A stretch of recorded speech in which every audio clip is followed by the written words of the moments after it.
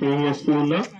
మరి మీ గ్రామానికి మేము రావడానికి ఒక మాటను తెలియచేయడానికి మేము ముందుకు వచ్చి ఉన్నాం. దేవుని మహాకృపను బట్టి మరి దేవుడు అనేక వ్యక్తుల జీవితాల్లో అద్భుతాలు చేస్తూ ఉన్నారు. చాలా మంది నా జీవితంలో ఒక అద్భుతం జరగాలి, ఒక గొప్ప కార్యం జరగాలి, నాకు మేలు చేస్తే నేను దేవుడి దగ్గరికి వస్తాను అనే మాటలు చాలా మంది చెప్తారు. ఎవరి దగ్గరికి వెళ్ళాలి, ఆయన ఎవరు, ఆయన ఎటువంటి వాడు అనేది మనం తెలుసుకోవాలి.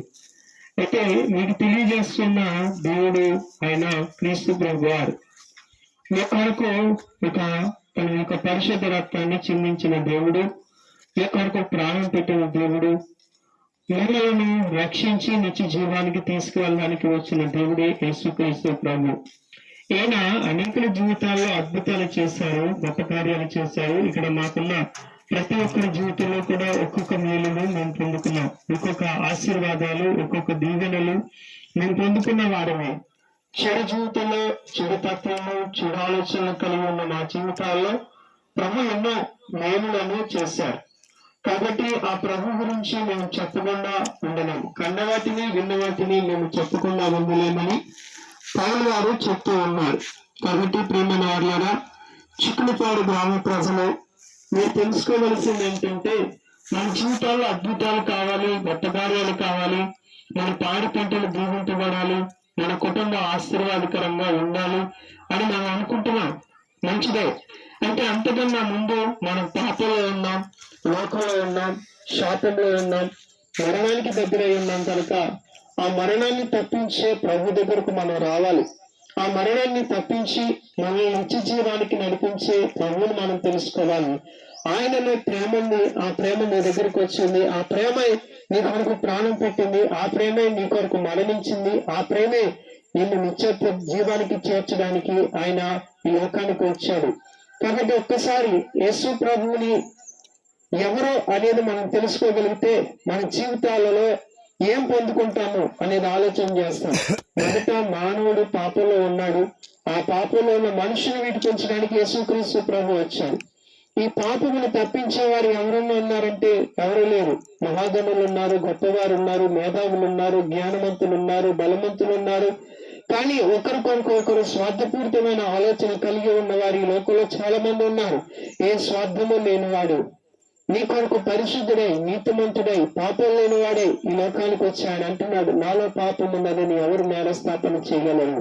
కాబట్టి ఏ పాపము లేని ప్రభు నీ కొరకు ఈ లోకానికి వచ్చి నీ పాపాన్ని తుడిచివేయడానికే పరిశుద్ధ రక్తాన్ని చిందించాడు.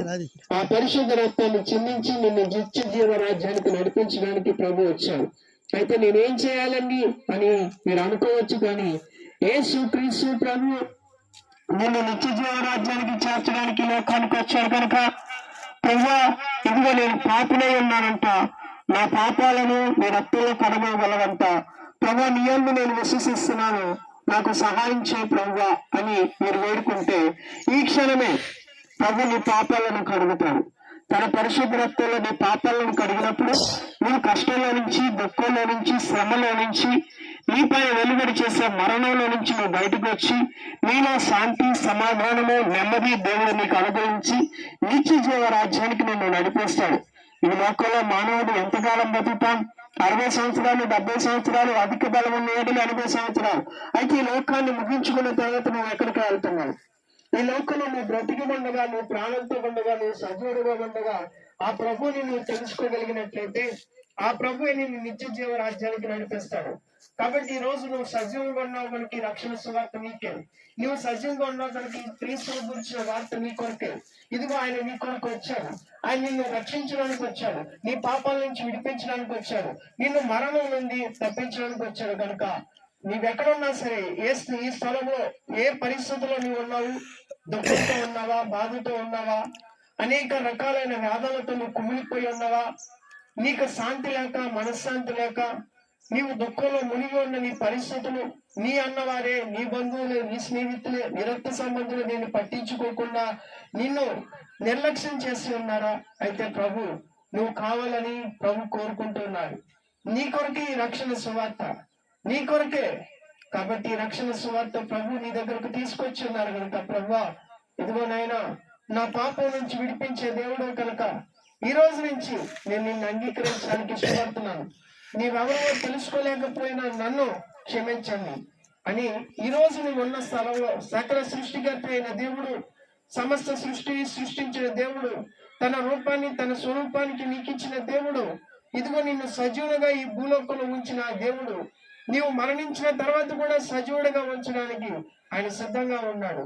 కాబట్టి ఈ రోజే యేసుక్రీస్తును సొంత రక్షకుడిగా అంగీకరించినట్లయితే నిత్య జీవ రాజ్యము నీదే. యేసు ప్రభు అంటున్నారు, నేనే సత్యం, నేనే జీవం, నేనే మార్గం, నా ద్వారా తప్ప తండ్రి యొద్దకు చేరరని. ఇటువంటి గొప్ప భాగ్యాన్ని మీరు పొందుకోవాలంటే ఇదిగో యేసు ప్రభు నిన్ను ప్రేమిస్తున్నాడు. యేసు ప్రభు నీ పాపాల నుంచి నిన్ను విడిపిస్తాడు. యేసు క్రీస్తు ప్రభు నుంచి జీవంలోకి నడిపిస్తాడు. అయితే ఈ రోజు చేయవలసింది ఏంటంటే నువ్వు ప్రభువునందు విశ్వాసం ఉంచాలి. ఇంత గొప్ప రక్షణను నిర్లక్ష్యం చేస్తే ఎలాగ తప్పించుకుందావు? ఇదిగో ప్రభువునందు విశ్వాసం ఉంచినప్పుడు నీవు నీ ఇంటి వారు రక్షింపబడతారు. కాబట్టి ఈ గొప్ప రక్షణ మీరు మీ కుటుంబాలు పొందుకోవడానికి ప్రభు సహాయం చేసి నడిపించి దీవించునుగాక. ఆమేన్.